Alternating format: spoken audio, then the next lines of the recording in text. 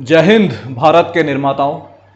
आज हम करने जा रहे हैं महाराष्ट्र के पॉलिटिकल क्राइसिस का एक डिटेल्ड बट शॉर्ट एनालिसिस। इसके लिए काफ़ी रिक्वेस्ट्स आई कि इनका विश्लेषण किया जाए, सर बताया जाए। व्हाट्सएप के ऊपर बहुत सारे मैसेजेस आए, ईमेल्स आई, बट आज हम यहाँ पे जो पॉलिटिकल क्राइसिस है उसको देखने के लिए हम एक सिविलाइज्ड और टेक्निकल दृष्टिकोण रखेंगे, राइट। तो इसको समझना बहुत आसान है, कुछ भी नहीं है। बस ये है कि अगर आप इसकी गहराई माप लोगे तो शायद इस तरह की जो सिचुएशन है वो आपको आने वाले टाइम में किसी भी पॉलिटिकल अरेना में देखने के लिए आपकी मदद करेगी। तो यहां पे मैंने ये सारा कुछ लिख रखा है। सबसे पहले पॉलिटिकल क्राइसिस क्या चीज है? What is political crisis? So basically A political crisis arise when the stability of A political party that is in power, that is it is governing the state और द नेशन इज कॉम्प्रोमाइज्ड। अगर इस तरह का कुछ भी situation arise हो जाए जब हमारे यानी कि आम लोगों के द्वारा चुनी गई सरकार की जो पोजीशन है, जो स्टेबिलिटी है, वो बिगड़ जाए, उसे हम कहते हैं political crisis. For example in Sri Lanka, अगर आपको ध्यान में हो तो राजपक्षा की जो सरकार थी वो स्टेबल नहीं रही, वो गिर गई। उसका कारण फाइनेंशियल क्राइसिस, महंगाई बहुत बढ़ गई थी, सरकार के बस की बात बाहर चली गई थी बात। क्लियर? सो यहां पे पॉलिटिकल क्राइसिस किसकी बात करें हम? महाराष्ट्र की। देखिए, महाराष्ट्र के पॉलिटिकल क्राइसिस को समझने के लिए हमें यह देखना पड़ेगा कि बेस क्या है। बेस है लेजिस्लेटिव असेंबली, और वहीं पे ही गड़बड़ है, राइट। तो अगर किसी भी मरीज की बीमारी समझनी हो तो आपको यह देखना पड़ता है, या डॉक्टर साहब ये देखते हैं कि जो बीमारी है वो कहां पे उसके लक्षण पाए जा रहे हैं। तो यहां पे लक्षण कहां पाए जा रहे हैं?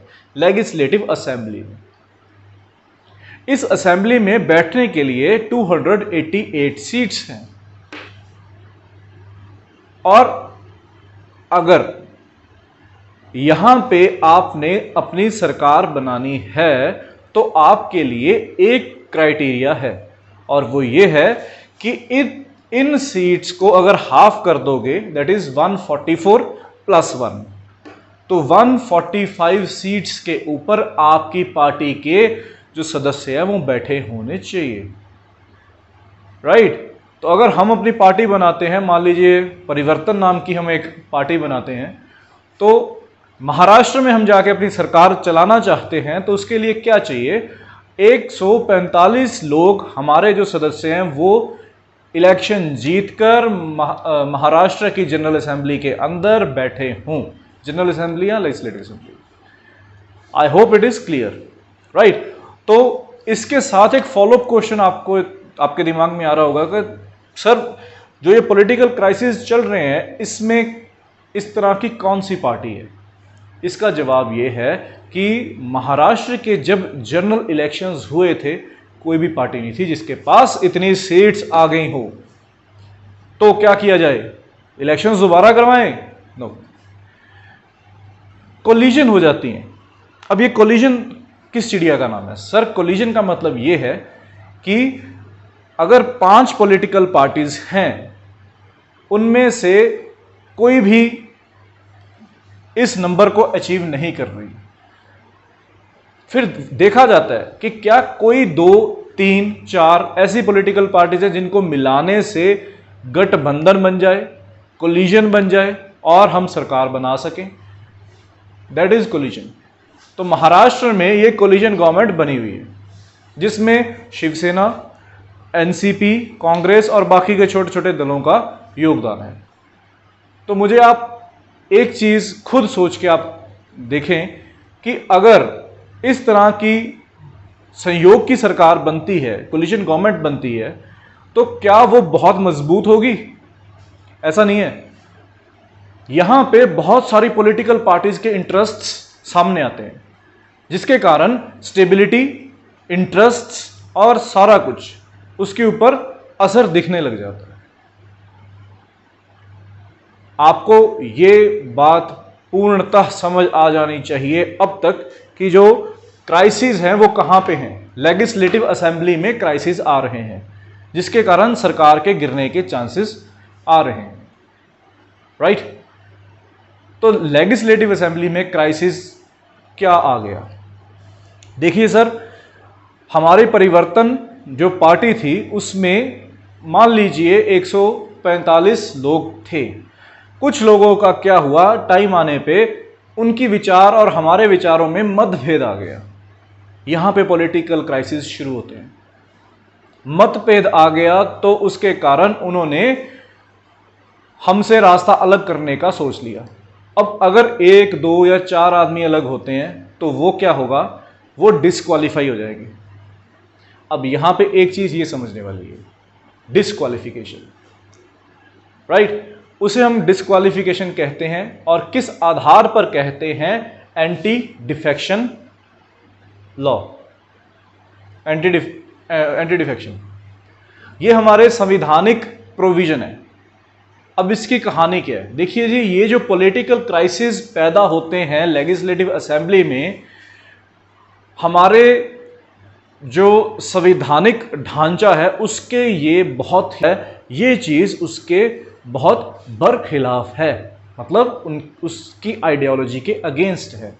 मान लीजिए हमने एक पॉलिटिकल रिप्रेजेंटेटिव हमारा चुन के, जिनका नाम रामलाल जी हैं, दिल्ली की विधानसभा में, बॉम्बे की विधानसभा में, कहीं भी उनको बिठा दिया। अब उन्होंने क्या किया, दूसरी पार्टी से उनको पैसे मिलने लग गए। वो बोलते हैं कि चलो जी मैं तो आपके जा रहा हूँ, मैं अपने पैसे लूँगा, वहाँ पे रहूँगा, ये करूँगा, वो करूँगा। तो हमारे साथ क्या हो गया, धोखा हो गया कि नहीं हो गया, राइट। तो इस तरह के धोखे से बचने के लिए संवैधानिक जो ढांचा है उसमें शेड्यूल 10 नाम की एक चीज दर्ज है, ताकि इस तरह का पॉलिटिकल क्राइसिस ना आए। इसमें एक संशोधन किया गया, 52nd अमेंडमेंट 1985-86 में ऐसा ही हुआ, 1985-86 में, कि बहुत सारी ऐसी हॉर्स ट्रेडिंग होने लग गई। ये जो एमएलएज थे ये इधर उधर जाने लगे, किसी को कोई लालच मिल गया, किसी को कोई लालच मिल गया, कभी उसकी सरकार पे खतरा बन गया, उसकी स्टेबिलिटी पे खतरा बन गया। तो इस तरह का बहुत ही ड्रामा हुआ। तो इसके कारण यहाँ पे हमने एक चीज़ ऐड कर दी कि एक आदमी जाए, 2 आदमी जाए तो वो तो डिस्क्वालीफाई होंगे, उनकी सीट कैंसिल, इलेक्शन दोबारा होंगे उस सीट के ऊपर, राइट। तो कई बार ऐसा भी तो हो सकता है कि एक पार्टी का विखंडन हो सकता है कि नहीं? यह भी हो सकता है कि एक पार्टी में से बहुत सारे लोग उठ के दूसरी पार्टी में चले जाएं, ऐसा भी हो सकता है। तो इसके लिए इस प्रोविजन ने एक नंबर लिख दिया, वो कहते हैं 1/3 कम से कम होने चाहिए। फॉर एग्जाम्पल, अगर मान लीजिए हमारी परिवर्तन जो पार्टी है उसमें 12 लोग हैं एमपी, ठीक है, तो उसमें से कम से कम कितने जाने चाहिए कि वो डिस्क्वालीफाई ना हो, उनकी सीट कैंसिल ना हो? तो कम से कम 1/3, दैट इज 12 का तीसरा हिस्सा कितना हो गया, 4। I hope it is clear.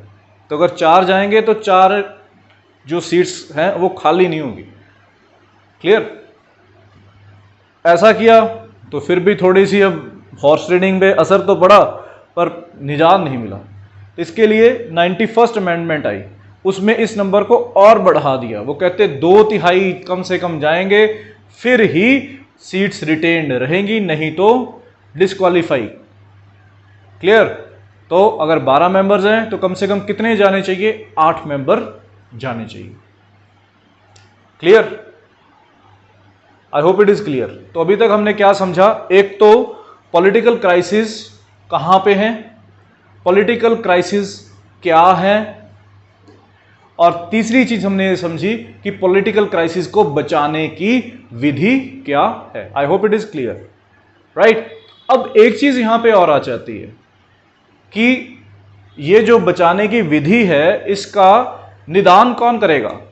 कौन इसको डायरेक्ट करेगा, किसके ये इख्तियार हैं, किसके पास ये पावर्स हैं। तो सर आप मुझे बताएं, एक घर है, उसमें किसी को रखने या उसको घर से बाहर निकालने की ताकत किसके पास होती है? उस घर के लीडर के पास होती है, राइट। सेम चीज, तो इस घर का लीडर कौन है? Speaker. Am I clear? So this is, मेरे ख्याल में इससे तो आसान कुछ हो ही नहीं सकता। क्लियर? तो यही चीज है सारी। प्रॉब्लम कहां पे है, किस तरह की प्रॉब्लम है, उस प्रॉब्लम का सॉल्यूशन कहां दिया है, और लीडर ऑफ द हाउस किस योग्य है। क्लियर? अब यहां पे एक चीज और आ रही है, और उसका खैर नाम ही बहुत बड़ा है सुप्रीम कोर्ट का, तो इसलिए हमें उसको डिस्कस करना पड़ेगा। वैसे डायरेक्टली इंप्लीकेशन इतनी कोई खास है नहीं।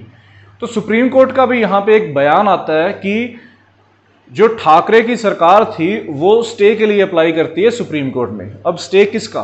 फ्लोर टेस्ट का, फ्लोर टेस्ट के लिए स्टे। अब फ्लोर टेस्ट क्या है? फ्लोर टेस्ट सर एक कॉन्स्टिट्यूशनल मैकेनिज्म है जिसमें यह देखा जाता है कि क्या इतने लोग सरकार को सपोर्ट करते हैं या नहीं। I hope it is clear. तो इस कॉन्स्टिट्यूशनल टूल में जो गवर्नर साहब हैं वो डायरेक्ट करेंगे, वो कहेंगे बताओ, क्या बताओ कि कितने लोग सरकार को सपोर्ट करते हैं। तो जो जो यस बोलेंगे उनकी गिनती नोट हो जाएगी। अगर ये नंबर आ गया तो सफल, सरकार वही चलेगी, नहीं तो सरकार गिर जाएगी। अब ये क्या चीज है? ये उसका, उस बीमारी का, पॉलिटिकल क्राइसिस का क्लाइमैक्स है। यहां पे ये जो है ये क्लाइमैक्स है इसका,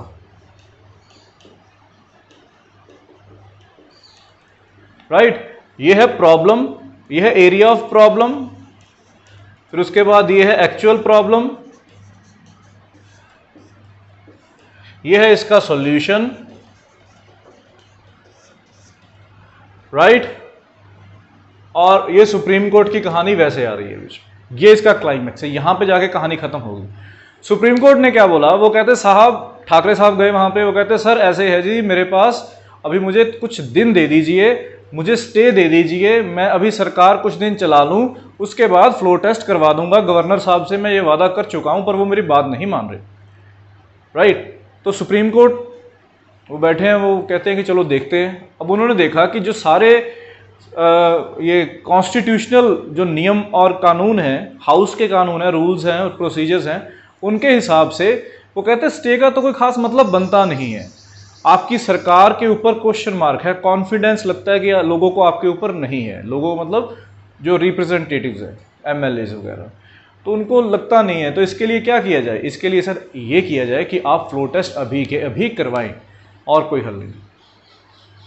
फिर वो कहते हैं कि सर ये सोल्यूशन इसको तो अप्लाई करो। वो कहते हैं सर सोल्यूशन कैसे अप्लाई होगा? जो स्पीकर साहब हैं वो किस पार्टी से बिलोंग करते हैं? लीडर ऑफ द हाउस किस पार्टी से बिलोंग करते हैं? तो कहते सर वो तो हमारी पार्टी से हैं, रूलिंग पार्टी से होते हैं। तो सुप्रीम कोर्ट कहते हैं कि सर पहले आप कॉन्फिडेंस तो दिखाइए, फिर ही तो इनके पास ताकत होगी एंटी डिफेक्शन करने की। तो इसके लिए उसको भी हमने रोक दिया।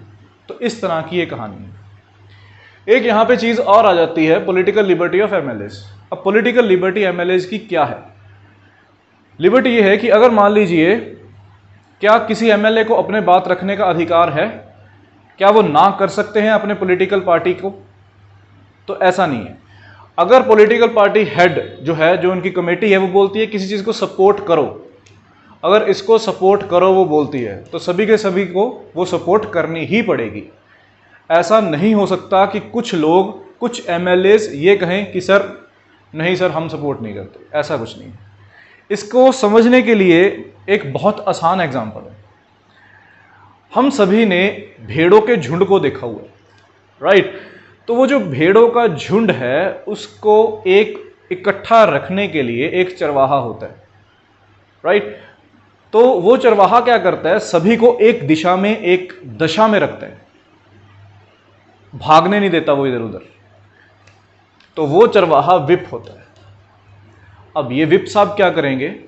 देखिए एक पार्टी में बहुत सारे विप होते हैं, बहुत सारे चरवाहे, और इनको एक उनका चीफ विप भी होता है।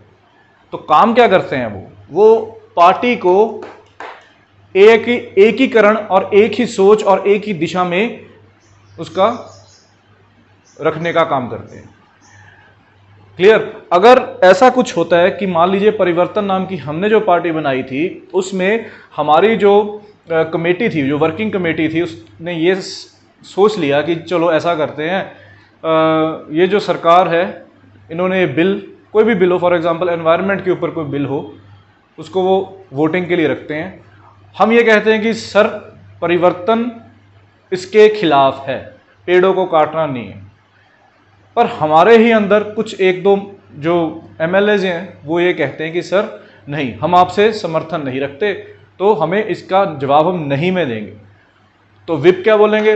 नहीं नहीं नहीं नहीं नहीं, आपको कमेटी के साथ चलना पड़ेगा। जो हमारी परिवर्तन की एक कोर कमेटी, उसका जो फैसला होगा उसके फैसले के हिसाब से ही चलना पड़ेगा, राइट? तो अगर वो नहीं है तो आपको नहीं कहना पड़ेगा, अगर वो हाँ है तो आप हाँ कहोगे।